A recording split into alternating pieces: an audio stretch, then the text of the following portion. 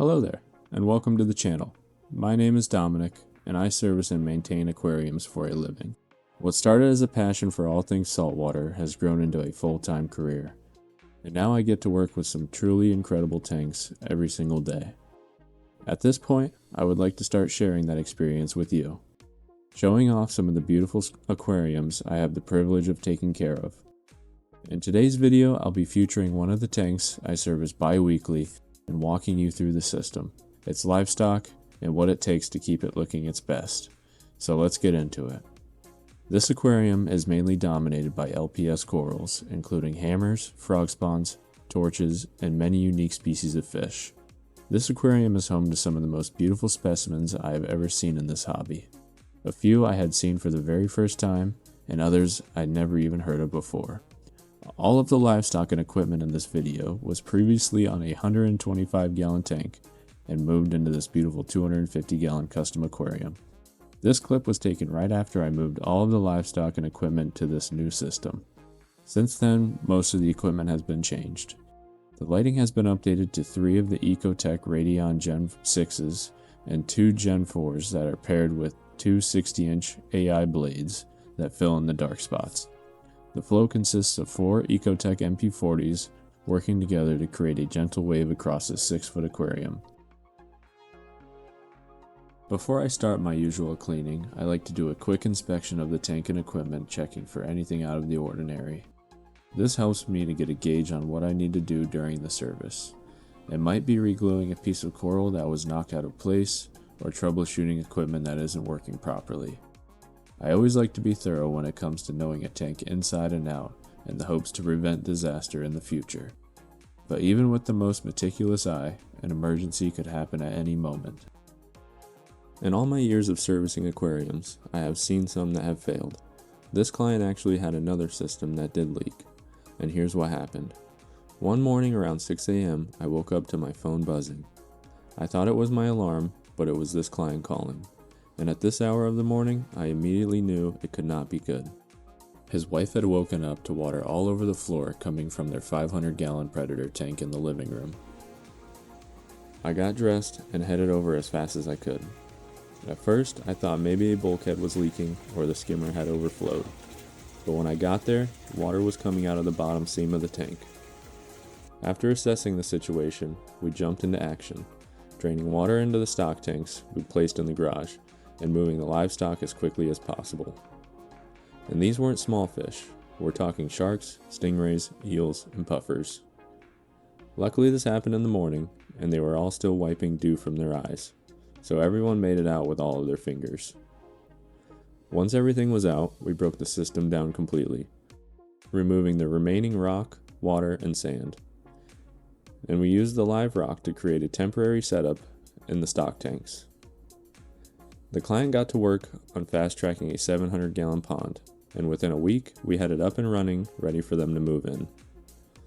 Most of the animals made it, though unfortunately, we did lose a few. Good news is, the pond is still running today, and the sharks are loving all of the extra room to swim. Emergencies happen, and when they do, we're prepared to handle them. If you ever find yourself in a situation like this, something as simple as a storage tote paired with a canister filter can save the day. Save as much water and live rock as the tote can safely hold, while leaving enough room for the fish to swim freely. This setup can support them temporarily until a new home is ready. And don't forget to keep a close eye on your water parameters, with temperature and ammonia being the biggest concerns, and smaller water volumes, these can fluctuate dramatically. When it comes to our fish, we'll do whatever it takes to give them the best life possible. The amazing specimens I get to care for every day, for example this pair of troublemaking banana eels, are exactly what makes reef keeping worthwhile.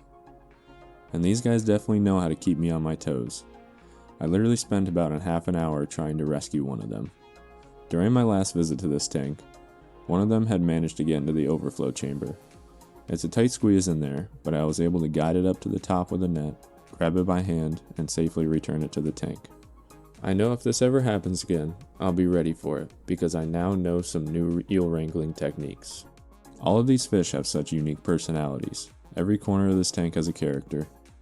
On the left side of this rock structure, you can see a yellow boxfish swimming around.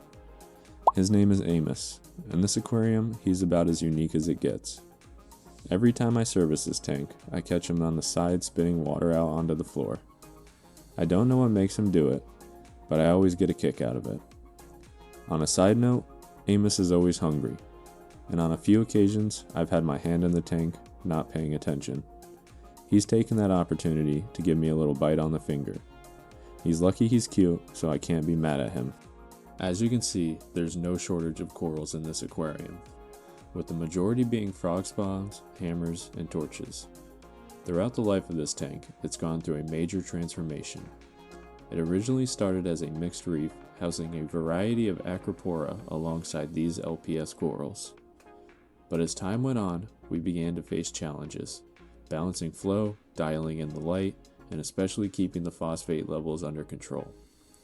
Eventually it became clear that trying to keep both SPS and LPS thriving in the same system wasn't going to work.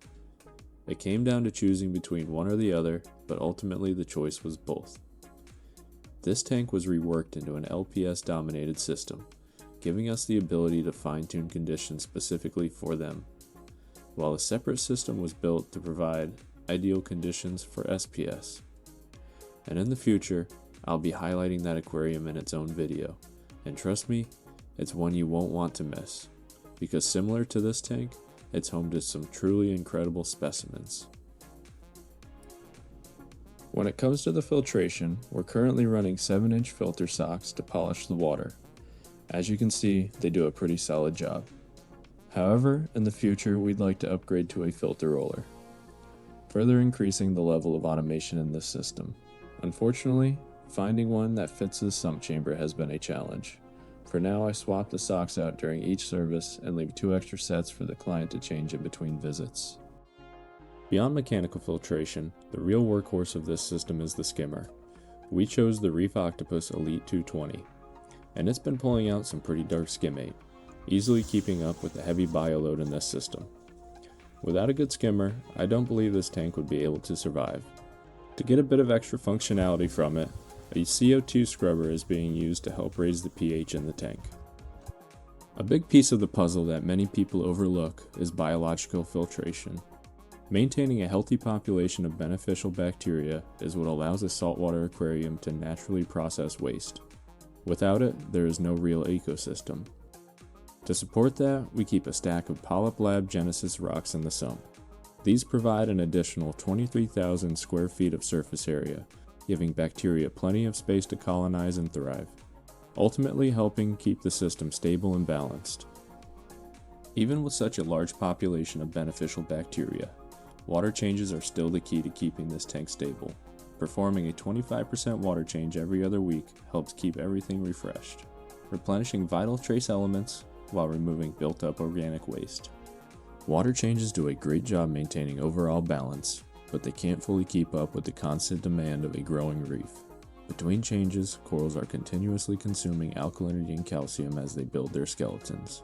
To keep those levels stable day to day, we use an Apex doser to automatically supplement with Seachem's 2-part Fusion 1 and 2, making sure the corals always have what they need to keep growing and thriving. This tank has come a long way, and it's always evolving with time. If you enjoyed seeing how it all comes together, there's plenty more tanks like this on the way. Thanks for watching, and I'll see you in the next one.